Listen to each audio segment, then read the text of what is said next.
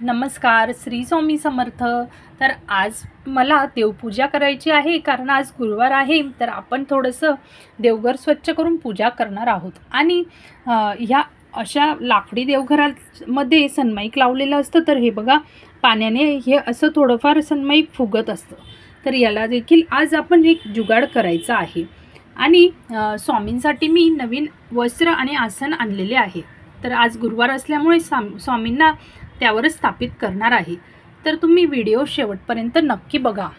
तर सर्वात अगोदर आपण सर्व काही रिकामं करून घेणार आहोत, म्हणजे आपल्याला स्वच्छ देवघर पुसता येईल आणि काय देवपूजा वगैरे जी काही करायची आहे ती देखील व्यवस्थित करता येईल। तर असं सर्व देव खाली घेऊन तांबणात ठेवले तर देवघर मोकळं होतं आणि वस्त्र वगैरे बदलवायला देखील बरं पडतं। तर असे जे लाकडी देवारे असतात त्याला हे जे पुढे खेचायची फळी असते, तिथं मी कधीकधी देवांना अंघोळ घालण्यासाठी ताम्हण आणि तांब्या वगैरे ठेवून देते। तर किंवा आपण ज्यावेळेस नैवेद्य वगैरे दाखवतो तर त्यावेळेस देखील तिथं आपण थोडं पाणी नैवेद्यासाठी चौकोन तयार करून पाणी फिरवतो, तर ते देखील पाणी तिथंच राहतं। त्यामुळे ते सनमाईक जरा फुगून गेलेलं आहे। तर त्यासाठी मी एक घरगुतीच असा सोपा उपाय किंवा जुगाड केलेला आहे। तर तो मी तुमच्यासोबत पुढे शेअर करेनच। तर अगोदर सर्व देवघर मी साफ करून घेत आहे। देवघराचा कलर व्हाईट असल्यामुळे आणि जाळी देखील भरपूर बारीक असल्यामुळे तर त्यामध्ये जी धूळ असते ती साफ करायला थोडंसं अवघड जातं। तर हे बघा, मी आता वस्त्र देखील बदलवून घेतलं आहे। तर आज गुरुवार असल्यामुळे पिवळ्या रंगाचं वस्त्र मी टाकलं आहे। तर हे बघा, स्वामींसाठी मी जे आसन घेतलं आहे ते असं आहे। तर हे असं छान मोराचं आसन आहे। 2 पार्टमध्ये आलं आहे, ते जॉईंट केलं आणि असं ठेवलं। तर हे वस्त्र देखील मी नवीन आणलं आहे। तर पिवळ्या रंगाचं वस्त्र आहे आणि आज गुरुवार आहे म्हणून मी ते टाकलं आहे। तर अशी मी स्वामींची मूर्ती त्यावर ठेवली आहे। तर बघा किती छान असं ते सिंहासन दिसत आहे।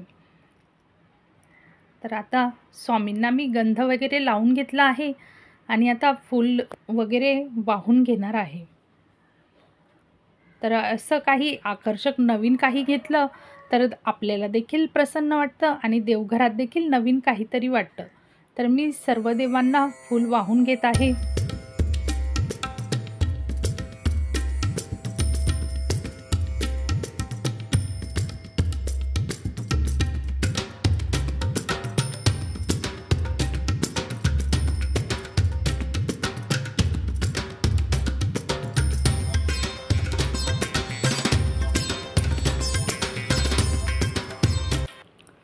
तर मी दिवा वगैरे लावून घेतला आहे, तुपाचा दिवा लावला आहे आणि त्यांनीच मी आता सर्व देवांना ओवाळून घेतला आहे। तर धूप देखील मी लावून घेतला आहे आणि आता मी धुपावर एक कापूरचा तुकडा ठेवला आहे।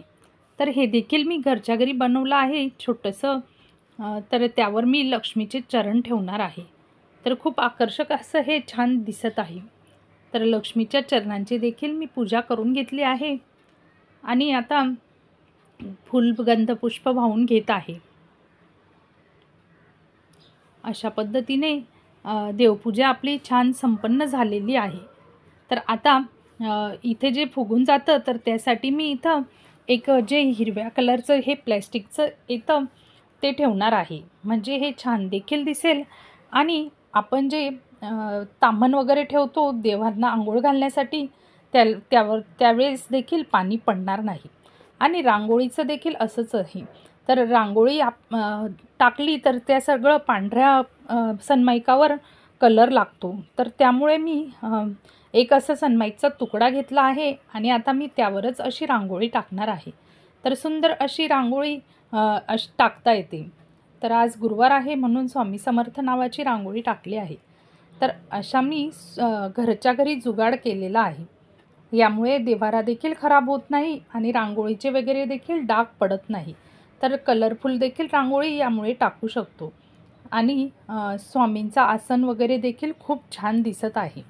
आणि जे हिरव्या कलरचं टाकलं आहे त्यामुळे आता देवघरातील सनमाईक देखील खराब होणार नाही आणि रांगोळी ह्या अशा पद्धतीने सनमाईकच्या किंवा प्लायवूडच्या तुकड्यावर आपण जर टाकली तर आपल्या देवघराला कलर देखील लागत नाही.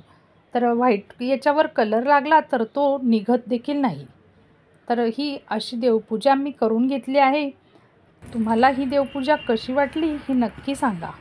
आणि हा घरच्या घरी केलेला नवीन बदल म्हणजे आपला देवारा खराब होऊ नये म्हणून केलेला आहे. तर हा बदल देखील कसा वाटला ते देखील मला नक्की सांगा.